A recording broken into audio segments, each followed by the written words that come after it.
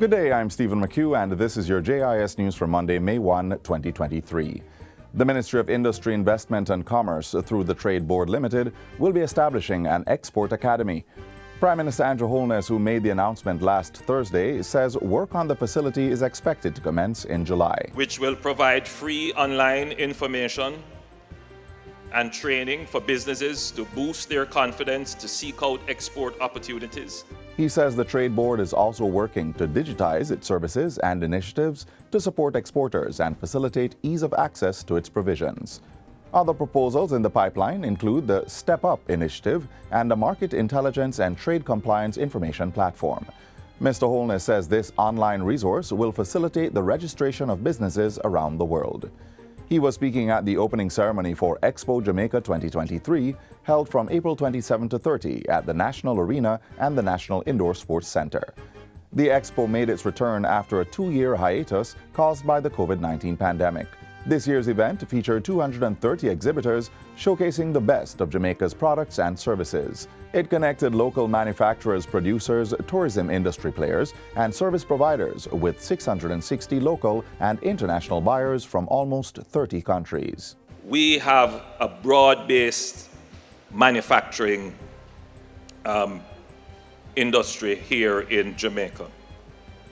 And I'm certain that as a result of this expo and the exposure that this broad-based manufacturing base of Jamaica will get, our manufacturing will increase even greater.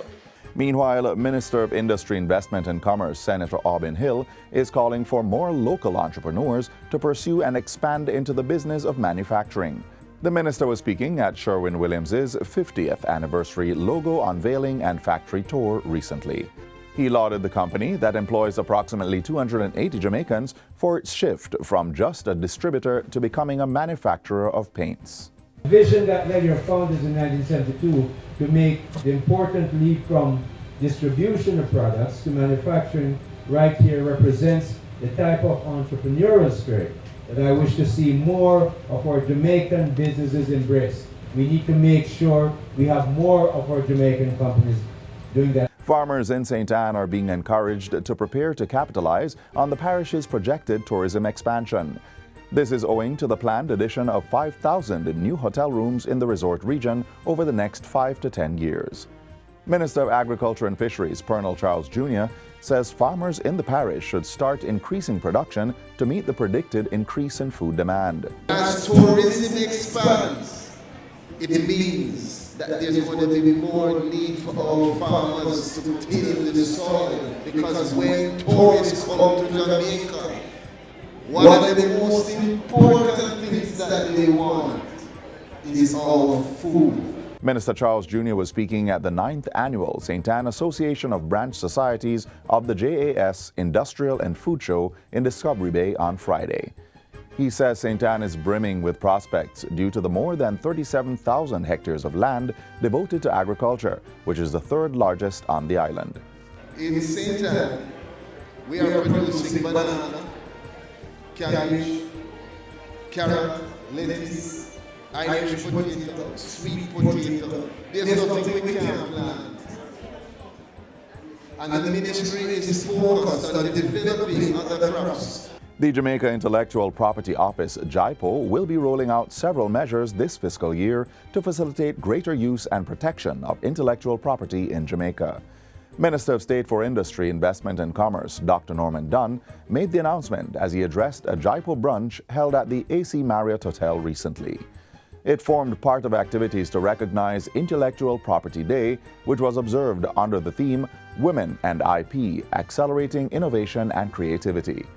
Dr. Dunn says among the JIPO initiatives to come on stream are the launching of a Technology Innovation Support Center and a Women's Innovation Network.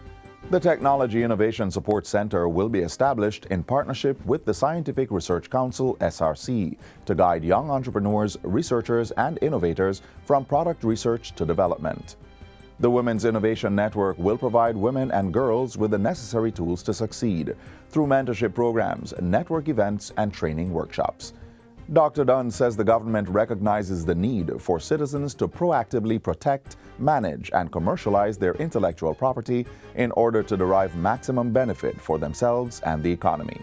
3 families from Goodwin Park Road in Campbelltown, Central Kingston, whose houses were destroyed by fire in 2020, are now proud new homeowners.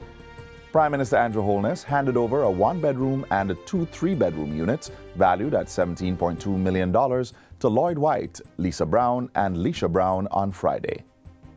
The houses were built under the government's new social housing program, NSHP. Prime Minister Holness says the units will improve the living conditions of the beneficiaries, providing them with privacy and security. These households now have the benefit of proper housing. But more than that, they now have an asset that will help them to break intergenerational poverty. There is a base from which their children can build. The Prime Minister implored the beneficiaries to adhere to their commitments under the social contract, which calls on them to maintain the properties and become good ambassadors for the NSHP.